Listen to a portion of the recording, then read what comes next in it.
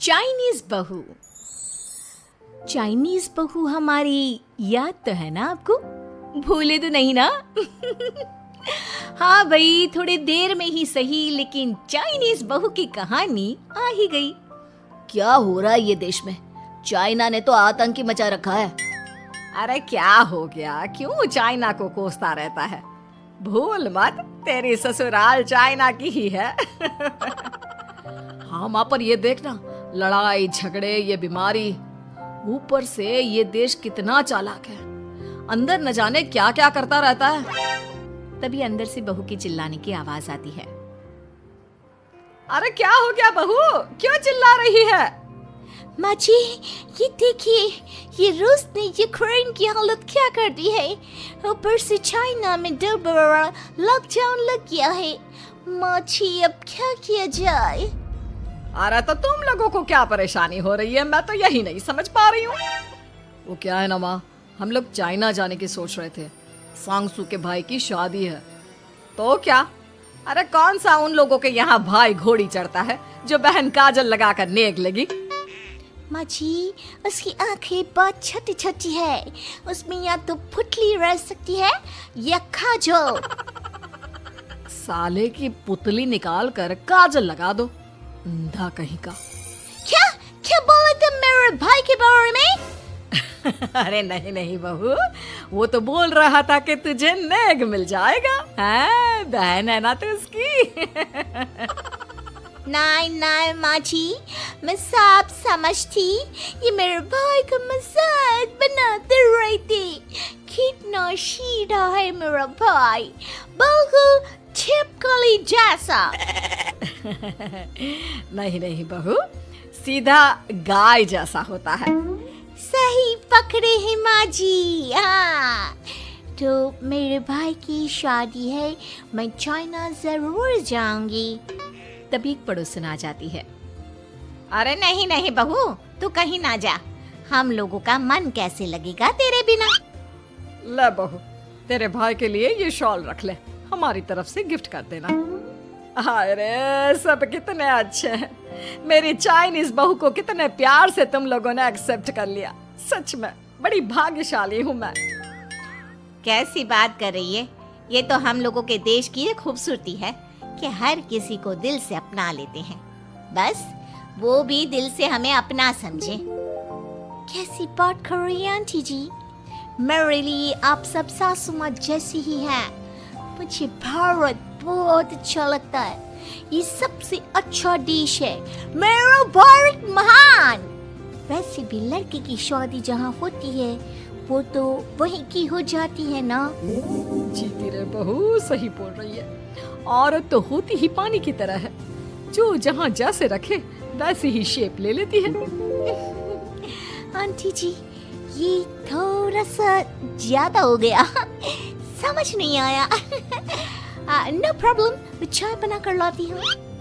फिर क्या, वो दिन भी आ जाता है जब बेटे बहू को चाइना जाना पड़ता है। वहाँ जाकर बहू का भाई कहता है, मेरे बहन आ गए, मेरे बहन आ गए।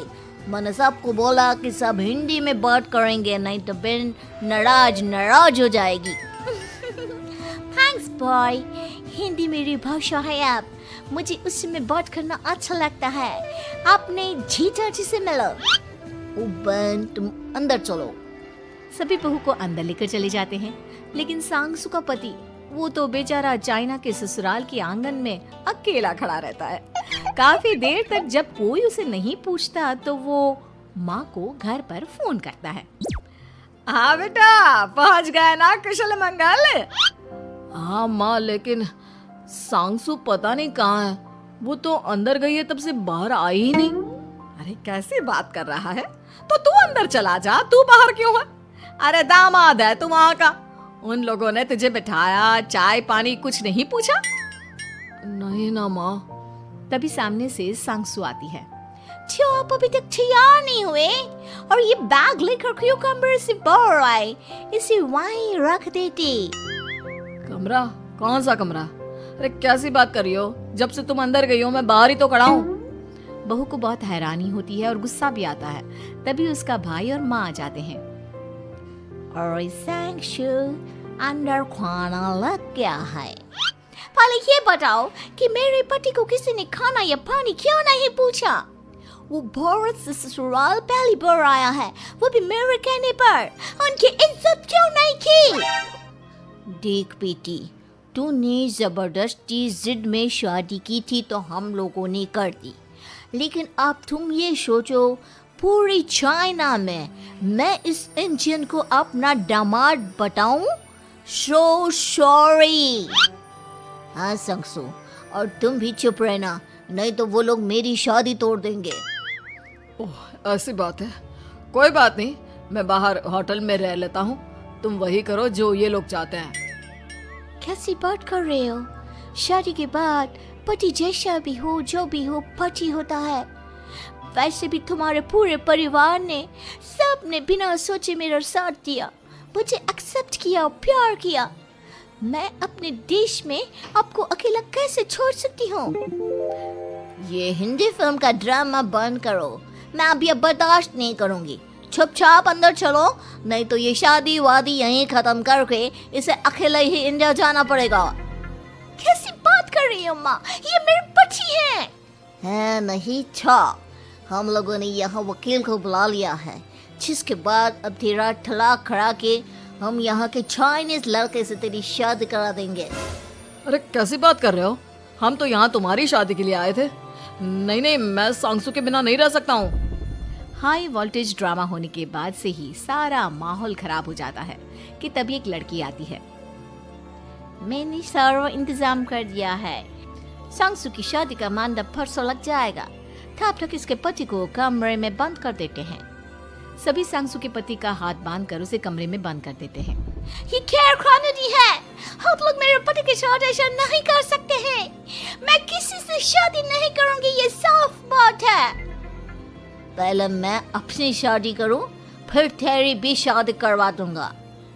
सब कुछ तय हो जाता है, भाई की शादी हो जाती है। फिर वो दिन भी आ जाता है जब सांगसू की शादी वो लोग जबरदस्ती करने के लिए उसे मंडप पर ले जाते हैं। ऐसा मत करो, ये मेरी बीवी है। मैं किसी से शादी नहीं करूंगी।